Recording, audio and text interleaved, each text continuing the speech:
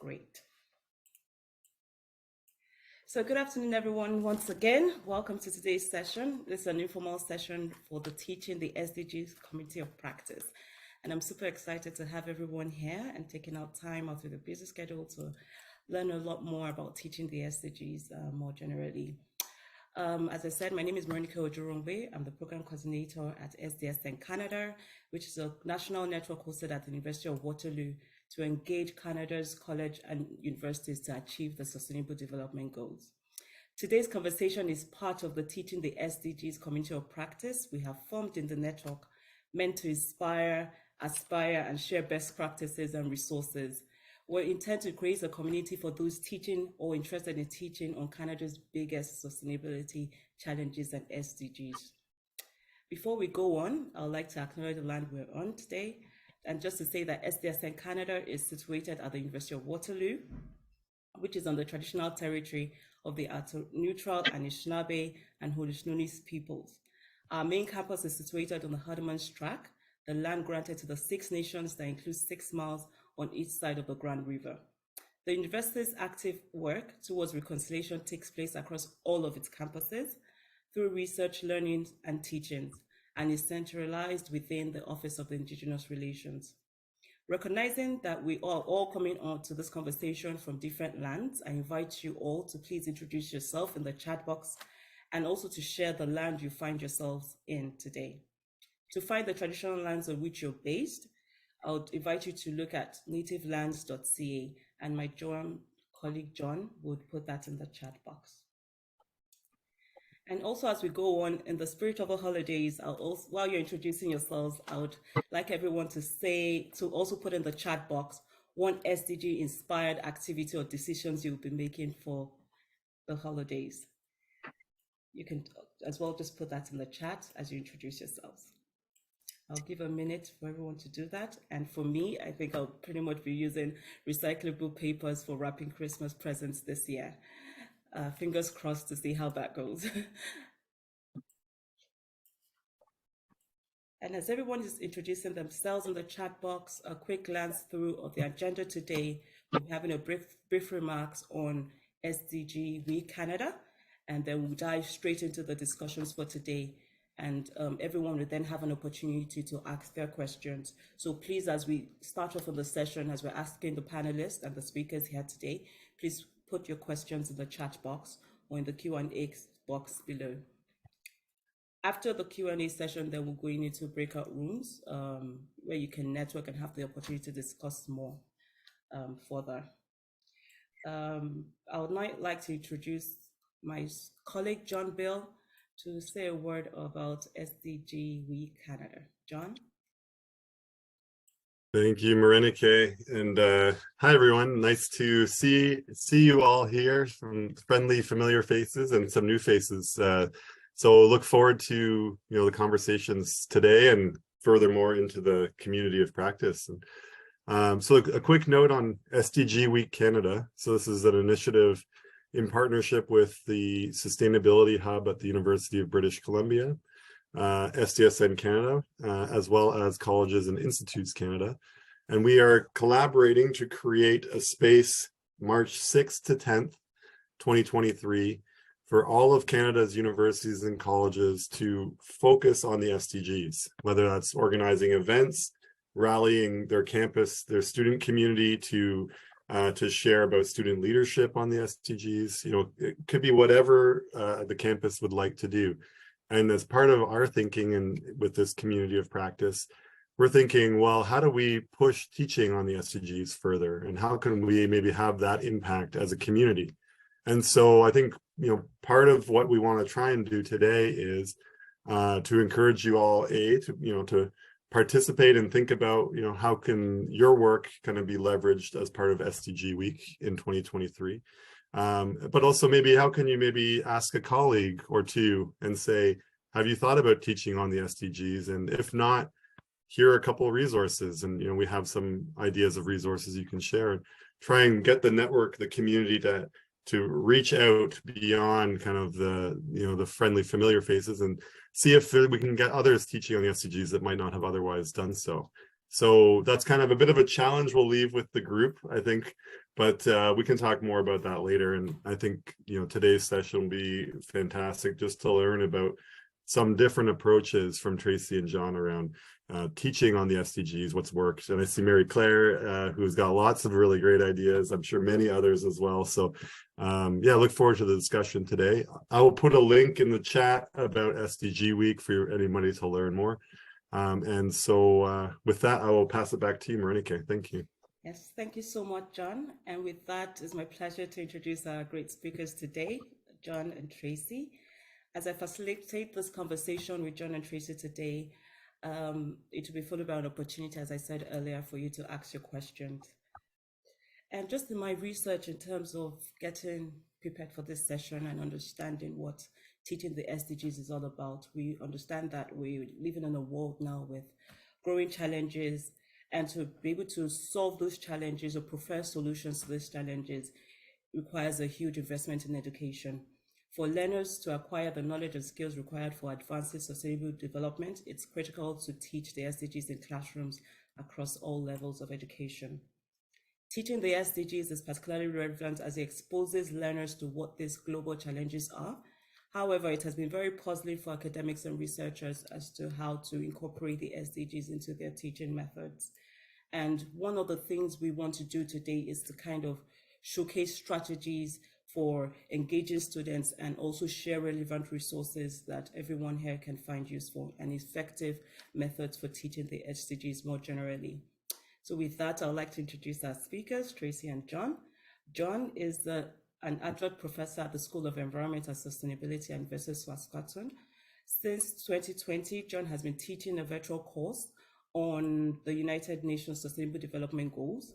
The highlight of this course is to use social simulations to explore the breadth and depth of SDGs and the presentation of students' SDG projects to universities and sustainable leaders across the world. For Tracy Bhoola is an SDG in the classroom and AIF grant project coordinator. She's also a curricular expert and senior ELS teacher. She's passionate about infusing the SDGs into lessons, critical thinking, collaboration, and knowledge mobilization. Welcome to the two of you. Tracy and John, welcome. Thank you. So we'll just quickly run through the questions we have today, and just as simple as it seems, but I think it's a very critical question. And this is to you, John. Why do you think it's important to teach the SDGs, particularly from learners and educators' point of view? And generally the community at large, why do you think it's important for us to be teaching the SDGs and applying an SDG lens to our course content? Yeah, thank you for this question. Sorry, John, please can you? Yes, I think you might. Yes, we can. Okay, yeah, thank you for the question. Yeah, before I answer the question, just to give you a bit of understanding of the lens through which I understand questions. So my education and particularly my education around sustainability has really context, so I really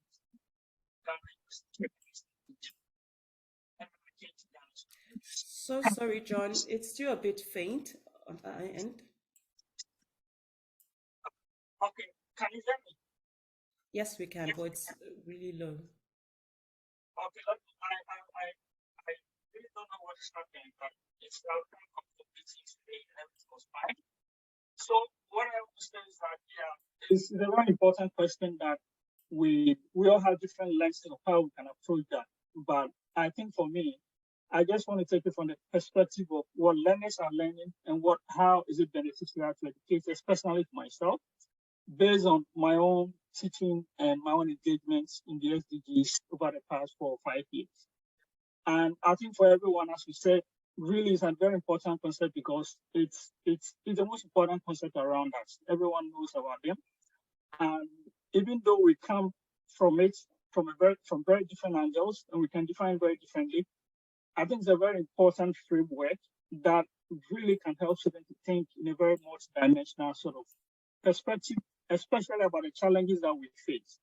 right? And I think that, to me, that is one of the most important things. And probably the most important thing that we can teach our students is how every significant change that we make in either the economy, society, or environment affects every sphere. So if we can do that, then our students will be better equipped to either design, deploy technologies, networks, or theories or cultural trends that are really very important. Sustainability is also a question about values, right? It's a question about values, but in most instances, that question about values is really not highlighted. We talk about technology, we talk about cultural change. So in my own studies and thinking, one of the most important things that I try to bring about is how is values very important to the whole thinking about sustainability. And I think students need to really have a conversation around that debate, because we all see these changing values in society that are occurring. So how do we bring that value thing at the center stage of sustainability? And that dramatic conversation that sometimes we really don't have. And values about how do we transform the current economic paradigm, and how do you move from values to action, and how do we transform the relation we have with nature? These are very important concepts that needs to come up, and I think students are really important in these conversations. So teaching about the SDGs bring this very important topic to the center stage, because most instances when we talk about sustainability and what can be done, technological change mostly comes up. We talk about behavioral change, but also cultural change is very important. And I think that is one of the lens through which I approach the subject about the need for cultural change and why it's important for students to have a conversation around that. The third thing that I want to highlight is that I think that it's also an important forum to move from what I call a place of despair to hope and action, because we tend to, most instances, the students are really hungry for solutions and eager to act on that. And I think as instructors, we can help them to evaluate the pros and cons of their actions and how they can learn to take action either in their professional fields as global citizens, as individual consumers and all that. But if you are not careful, we tend to be stuck in the problem space, because sustainability, we can talk about all the problems that we want, but how do we move from the problem space to the solution space? And I think that is what students are really very important. The kind values and the kind thing that people are interested in is about the solutions, because when we talk about the problems too much, people might lose hope, they might be despaired. And I think we know what the problems are. So how do we navigate students from the problem space to the solution space? And I think that is really very important as instructors. Those are things that we can do, and I think that will be really very beneficial to students. The last thing that I want to highlight is really there's a business case to be made to teach about sustainability, about the SDGs from student perspective and also from instructors. We've seen different reports. I have come across different reports that talks about the skills that are needed for the future or the future of work. What kind of skills do students need? And most often we hear about digital literacy, critical thinking, emotional intelligence. These are all highlighted. But I think other skills that are also very important is about creativity, collaboration, flexibility, adaptability, systems thinking. And these are things that if you design a course very well, can really come out very well in any sustainability or SDG course. So we all know about system thinking is really very important. So giving students that skill in order for them to seek and to understand complex systems is very important. Have open minds and the ability to recognize that they don't know everything, right? We depend and continue to grow from the expertise of others. That is essentially what the SDGs is about, because it's very complex, multidimensional. But then we all have a bit of different pieces. So that recognition that we don't know, we depend on others to grow as people. And it's also helped to build an inclusive, collective, and respectful society that we have. And I think those are very important skills that students in terms of being system thinkers. I think it also opens the opportunity for very deeply reflective thinking. And those are things that I really model in my course, especially giving students the opportunity to do reflective thinking and writing, because that is really very important. It helps them to recognize their own mental models and ways of thinking and how unlikely to be how the real world works. Those are very important. And then if you have that recognition, how do you move from alternative models and to push to find better models and corrections? And how do you co-create visions of a sustainable world? So that ability to reflect deeply, iteratively is very important. I think those are things that are very important skills for students to have. And more importantly, it also helps students to be self-aware. Self-aware about what? To have deep empathy and compassion for the well-being of others. Because at the end of the day, the question of sustainability is at the heart of that. It's about inclusive well-being of people around us over time. And developing that opportunity for students to be self-aware of what is happening around them, what is happening elsewhere, and how they are integrated are really very important skills that soft skills that students need to have, being self-aware. And perhaps the other thing I want to highlight is really the idea of creativity and innovation for change. These are skills that are very important. And to be able to do that, how do you build how do you build a course that gives students opportunity to be creative, to be strategic in the way they think, implement new solutions and platforms for social and ecological systems thinking, and also to realize that in the process of being creative and thinking for change, that change takes time, and that to be effective, you need to pursue with that patience, right? You can't you might be very passionate about change, but it takes time, might be very slow, and you have to work within that space and confines to make sure that things work. And really it helps them to see themselves as being very creative force for achieving sustainability, not just for themselves, but for those around them and for future generations. I think those are really very important points that I really want to highlight. So the business case is very important, but the skills that people need, and really the most important conversation around us about sustainability, because a key characteristic of the goal is that we are all called to act. So how do we engage, give students the tools and the resources and the opportunity to act, to have conversations around the goals, and really to bring the issue of values in the whole conversation. I think these are very important things I want to highlight, especially for students and also as instructors as we go through. These are things that we learn that become self-aware, that we build over time. So these are a few things that I think I want to highlight in that space. Thank you so much, John. And I think you said something very important, moving from the problem space to a solution space. And to be able to do that effectively, you need strategies like creative thinking. And just to go on to you, Tracy, for those that teaching the SDGs or starting out to teach the SDGs or interested in teaching the SDGs, what approaches do you think they can take in starting off?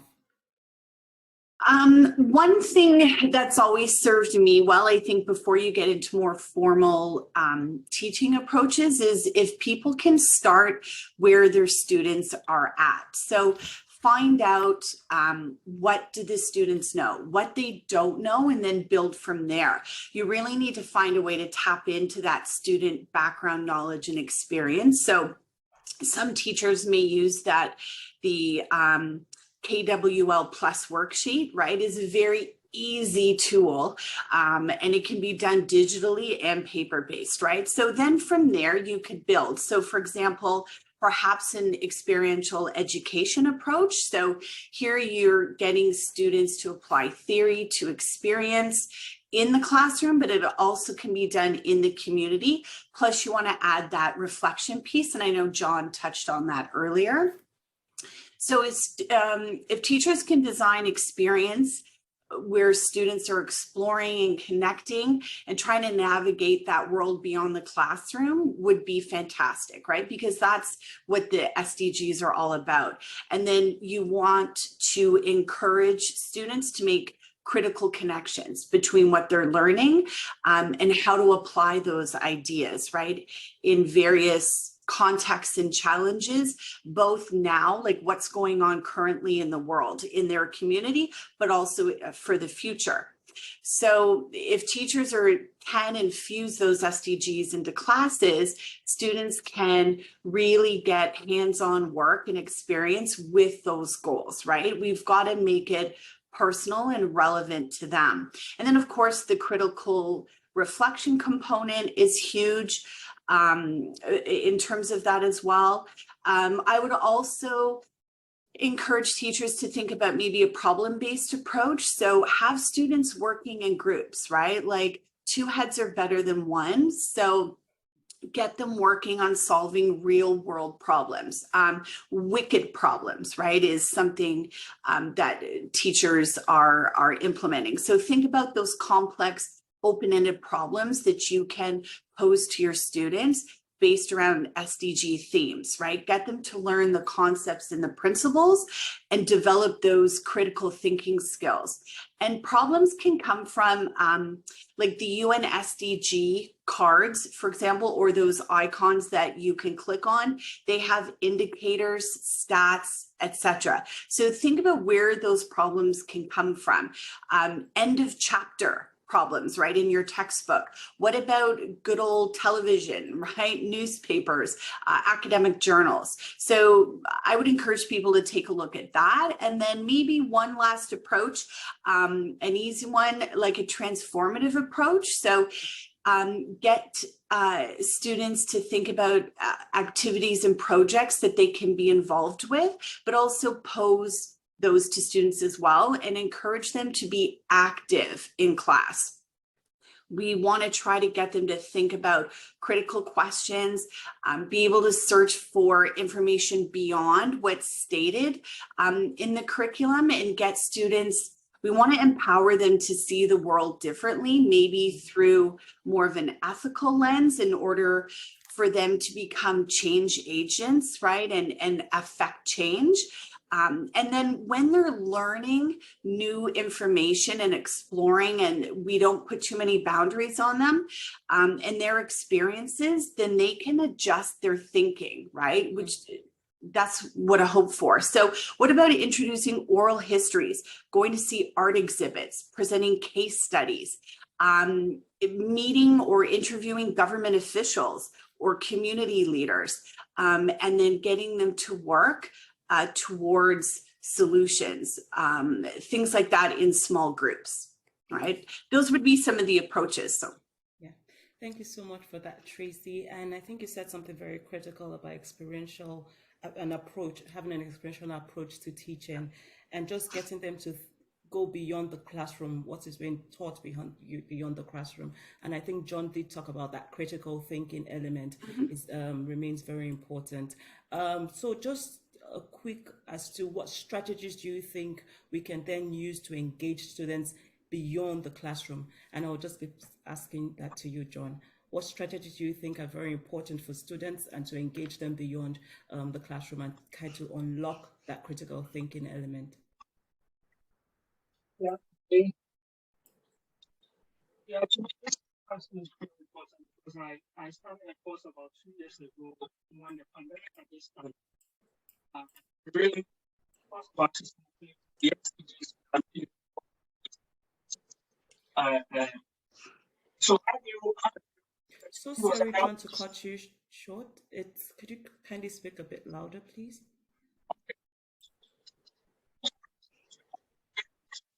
Very important because about 2 years ago I just started a course that was on the SDGs, and really at the time when the pandemic has started, so it's an online course. And the challenge is that how do you deliver a sustainability course that is online, that is engaging, that gives students that practical opportunity and experiential learning. And for me, some of the things that I've learned going through that thread about strategies that work. So what I might be sharing are things that might work in an online format, and moving from that online format to giving the students that strategies to really engage in the SDG. So one of the things that I found really very helpful is the idea of simulations. And in my class, I have about 3 social simulations that I used. So I'm sure people around this community are aware of the World Future Simulation. And I've used it for the past 3 years, and it's really very effective in terms of the ability for students to get the connections between the goals, especially how basic needs are really very important: water, food, energy, and how they are connected to these bigger things about education and many other things that are happening. So, and I've seen how students come from different angles and begin to realize how important these connections are and how to build that connection, because at the high level, the goals are you can understand, but how do you build that connection between the speaker and the communicator? And I think these things are really very important for students to engage in that conversation. I also saw the climate action simulation tools. Those are also very important in terms of what are the actions that we need to get to the Paris climate beginning to 1.5 degrees C, and how do different people with different values, industry, fossil fuel, all these different groups that have different interests, in what way can they come together to work to agree on that? And I think those are very important conversations that you see different values clashing, but at the same time, working together to make sure that things do happen. And another way that really we can really strategy that we can really connect to what is happening around the world and to engage students is that I have this approach where I have sustainability in the news, right? So for every 2 weeks, just look around you, look around in the news, what are the biggest sustainability news happening? And I remember recently I asked my students what really is the most important sustainability news happening.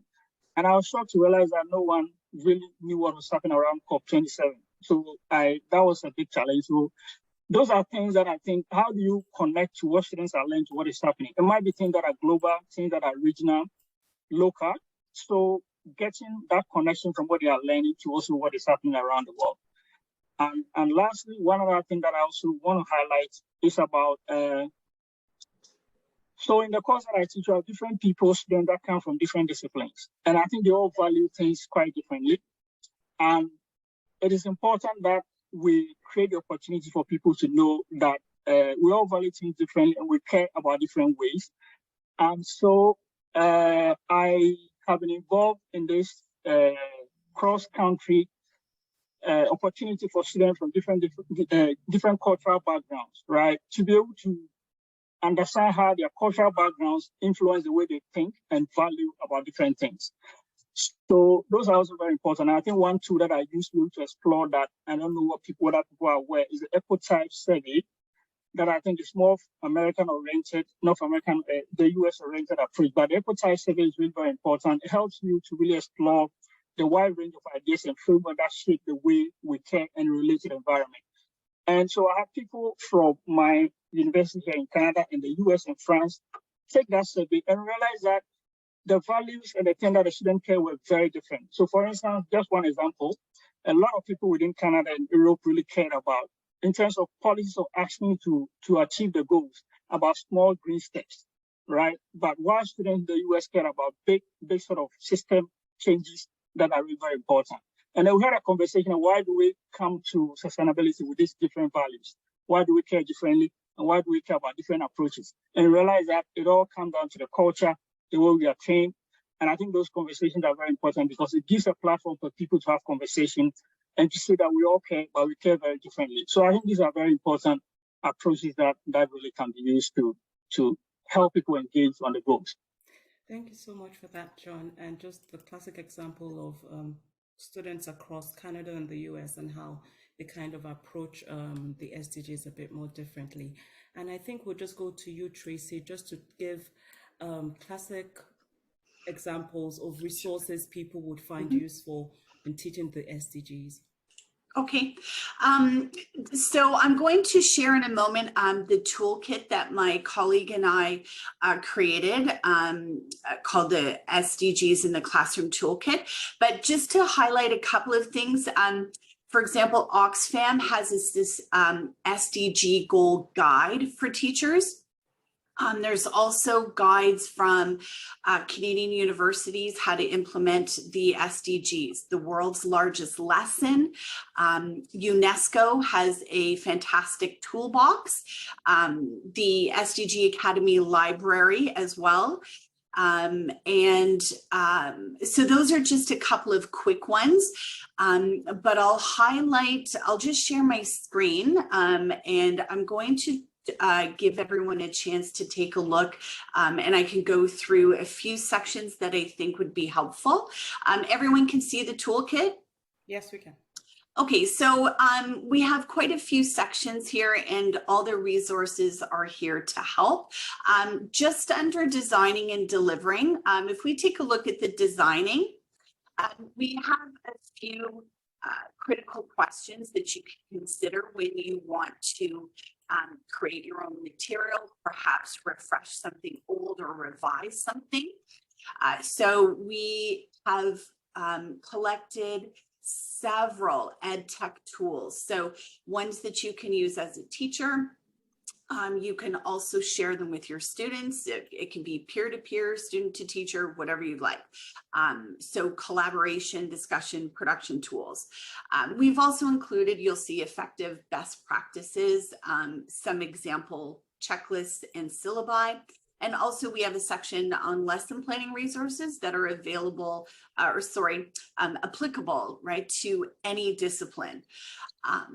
But the next section I'd like to highlight is discipline specific material and along with SDG resources. So if you belong or teach in a particular discipline, you could consult these resources that we have here. So these are some of the disciplines that we've got, and we constantly add to our toolkit. We added something yesterday. So this is something that it's a living, breathing document for us, or website.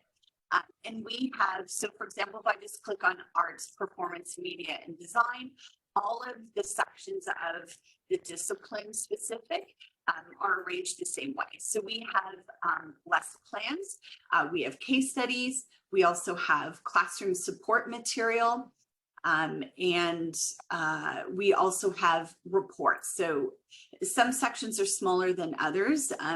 We are constantly adding to this and sourcing information. So SDG resources for the classroom is a rather large section. Here, this could be across any discipline, really. So case studies, we have organizations, we've also grouped them from Canadian to global. So they will have events, they have people that are involved, all their work is mentioned. If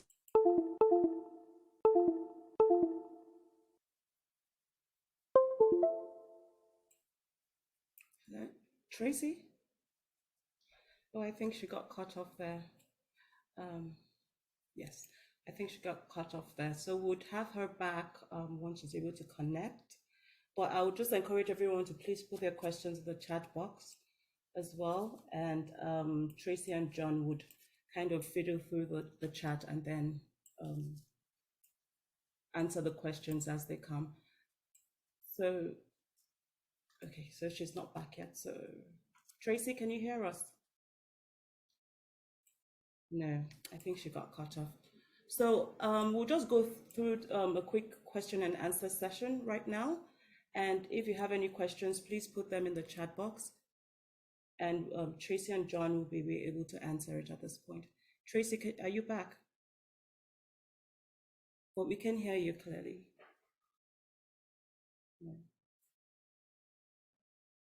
I think your sound is still muted. I think you're still, the sound isn't good at this point.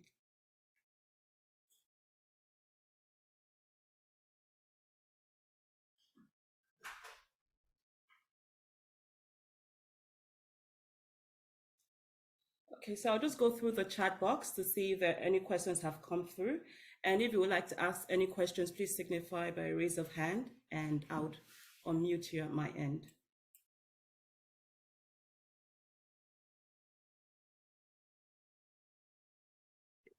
Maybe it's not so much a question, but, or I guess it's a question, but it's a question to the group. I know that there's a lot of great expertise here. You know, I personally know from talking with many of you. And one thing that Tracy was talking about was designing experiences to connect beyond the classroom, you know, make it personal and relevant to the students. I'd be curious if that resonates with anyone here on their teaching approach, or, you know, if they have experienced examples that they use that they, you know, would just like to showcase and highlight a little bit, or if they've heard of other, you know, good tools. I think it's something we can follow up further on the Teams group as well. But just if you have a minute or two reflection on that for yourself, that'd be really interesting if anybody feels like that. And I'll throw it to Morenike, but I see that Janice has her hand up. Yes, so Janice, if you kindly unmute yourself. Hi, everybody. Just on that note, I've just recently worked with implementing a virtual exchange, a COIL project with my students to enhance their understanding of different approaches around the world. We specifically worked with a university in Japan on working with the SDGs so that they were able to gather, varied perspectives on how the different countries are approaching work and solutions towards the SDGs. So yes, it's been a lot of work to set that project up, but it has been worthwhile, I think, overall, because it's really implemented experiential learning for the students, and for them to think about, SDGs at the local level, at the global level as well. So I'm curious to know if anybody else has worked with virtual exchange around the SDGs, or what people think of that idea. Thanks, Janice. Maybe would you mind just also introducing your, the area you're teaching and where your affiliation, and just for anybody else who's going to speak. I see Luis. Sorry, I'm out here on the West Coast in the Vancouver area on our first crazy snowy day. So actually my campus at Douglas College was closed today because, of course, we do not know how to get around or drive in the snow. So, but I'm at Douglas College, which is in Coquitlam in New Westminster in BC. So John or Tracy, do you want to take that on?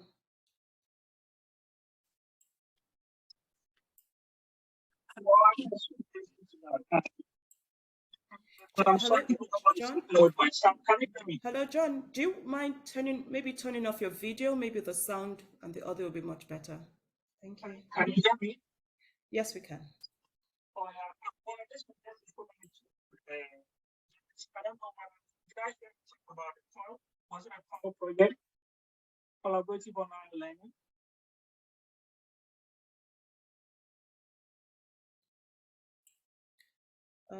John. Okay. Yes. Yeah. Well, it's very similar to what I spoke about the lesson that I had with students from America and France. And I think that was really very revealing, especially to the students, how they had very different ideas and approaches to sustainability. I think those are really very helpful because it's easy for people to know that the question of sustainability is really just around them. It's also about your place, but also about a bigger conversation about what is happening elsewhere. And to knowing and having that empathy that people think differently and understand things differently. And I think those are things that come up when you're involved in that collaborative exchange with people from different parts of the world. And I think it's very important for students, their own learning and approach to sustainability. So I perfectly agree with that. And it's similar to what I'm doing.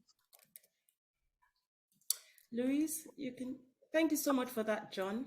And I hope Janice, he was able to answer your question. So Luis, you can go ahead, please. Hello, everyone. My name is Luis. I teach at Governance, Leadership, and Ethics program at Huron University in London, Ontario. I also, my other job is managing the SDG city. So it's like I'm talking SDGs all the time.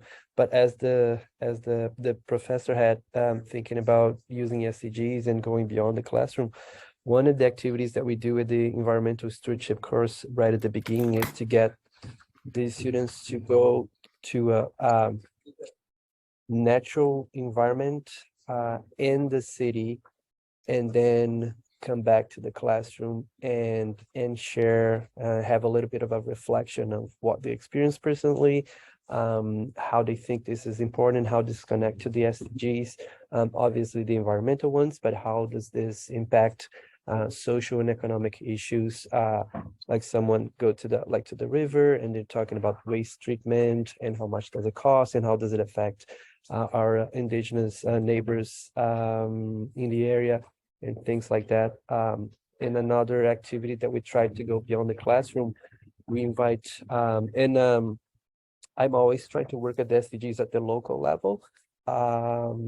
So not much like virtual partnerships or connections to big projects in other countries, but working with local nonprofits and local governments, the issues that they might be interested in translating to a larger audience. So one of the assignments for these students is to look at scientific articles, or maybe they're like public policies that have long 100 pages documents or explanations, and working with the students for them to translate that into a one-pager and make it easier for just the average citizen to understand and how that applies to their lives. And again, looking at the SDGs and how this impact not in just in the specific environmental issue, but how does that would impact in different aspects of their lives.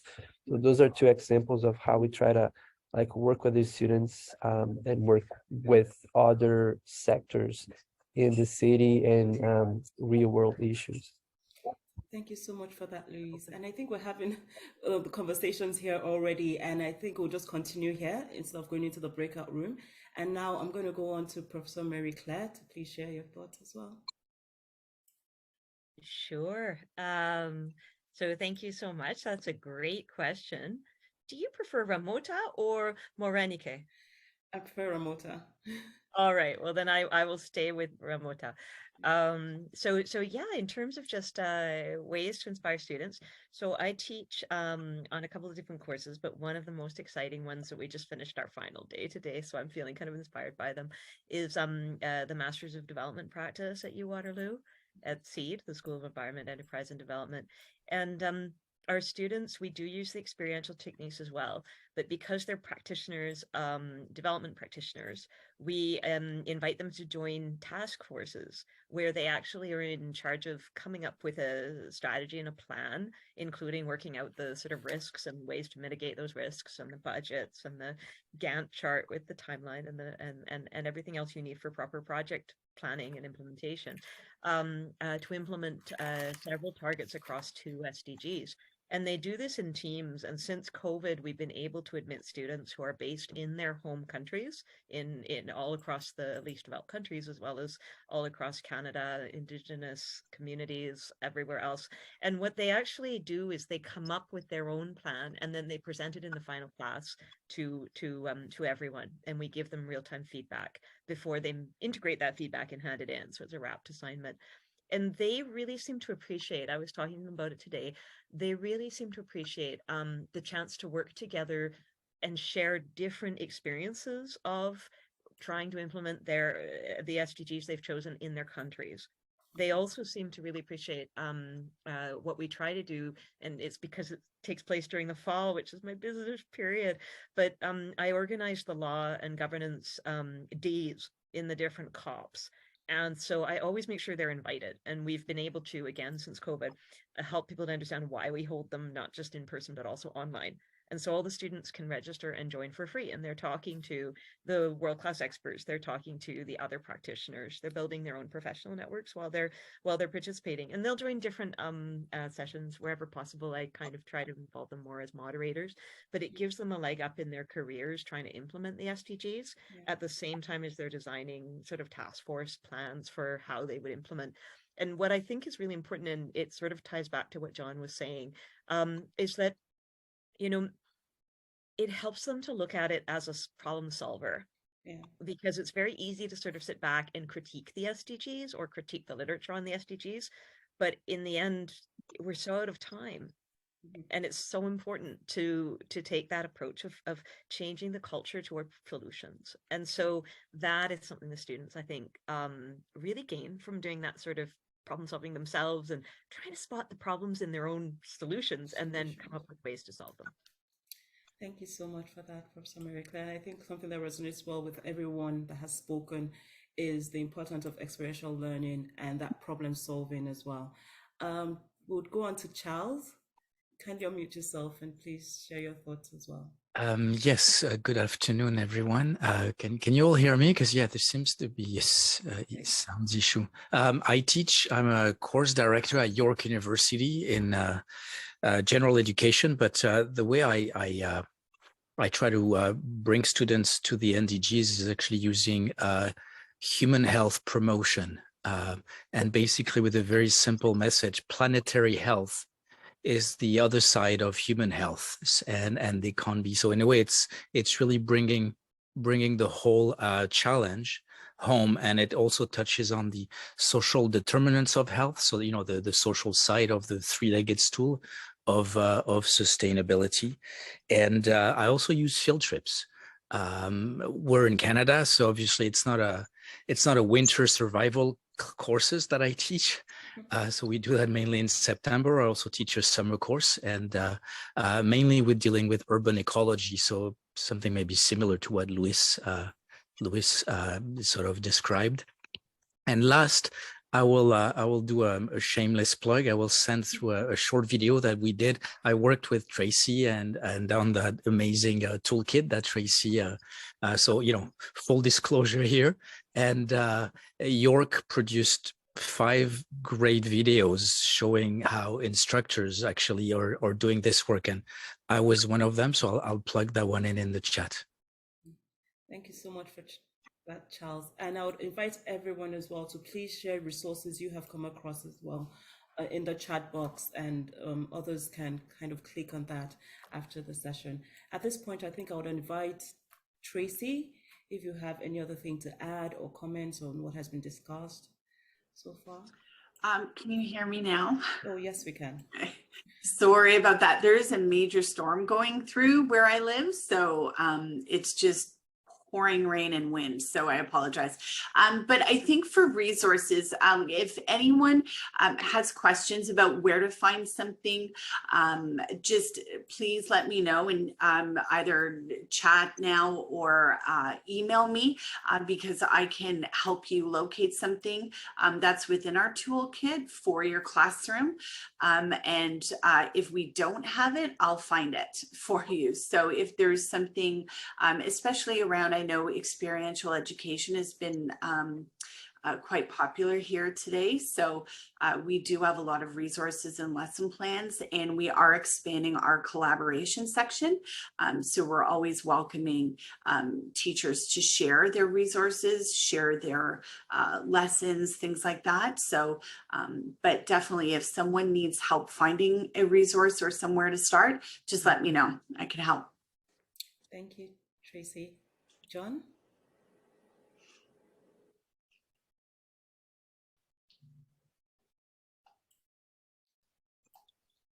Yeah, I just found out in terms of strategies that work. So I think recently I know that in different universities there are many great things that are happening, and that different people are doing based on. So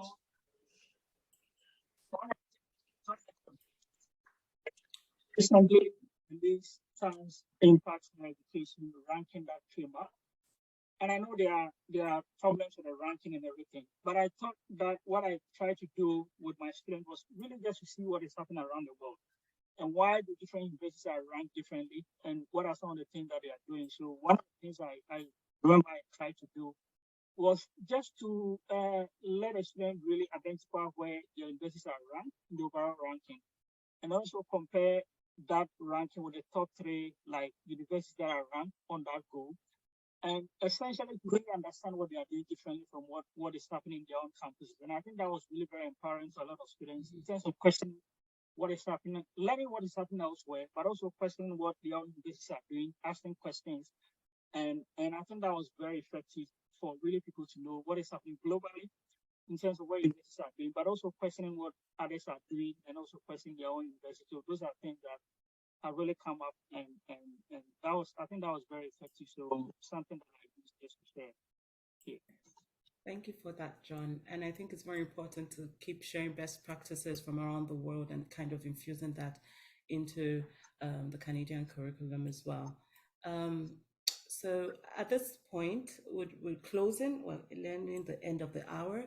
Well, I think something I want us to kind of reflect on is our own teaching approaches as well, and how best we can effectively teach the SDGs. And everyone in the community is welcome to kind of post their thoughts on the Teams group or send emails with any list of resources they have come across as well that would help everyone teach on the SDGs. And this can be shared. I can share that within the community.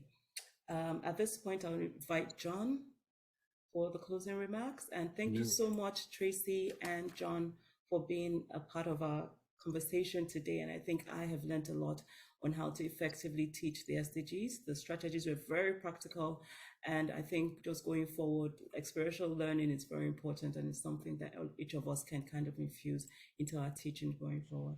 So thank you so much, Tracy and John. Thank you for having us. Thank you. Yeah. So over to you, John.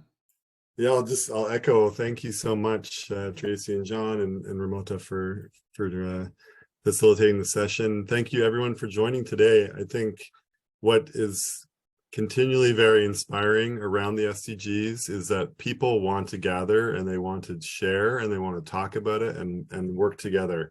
And I think this webinar today and others that we've been hosting are good examples to say, the SDGs can feel big and overwhelming and all encompassing, and people want to find each other to kind of find those pathways through and really drive us, as Mary Claire was saying, we're running out of time and we don't have a lot of time on the SDGs left. So we need to accelerate. And for us in this teaching community, we feel very hopeful that we can get the SDGs in front of students around the country as a way to help frame their education and maybe even help frame, how they see their careers developing as well. And so we see a big role there. I did put the Teams group link in the chat. I believe that you've all probably already been invited, and I'm sure many of you are already a part of that, but we're using that as the kind of main vehicle from which you can connect with each other, so we don't have to be the middle people that are the roadblocks for your connections. I know there was some happening in the chat already, and so I just encourage you to make sure that you check in on that every once in a while. If you have an event, post it. We're posting resources there all the time, and so it's a great way for each of you to kind of have that space together. We'll continue to kind of curate it. We'll work hard on, there's a lot of resources. We'll work hard on bringing those together so that it's a bit more digestible for everybody, so resources on, this particular area of teaching or what kind of video resources exist. So we'll work on that to make it more digestible for everyone in the community.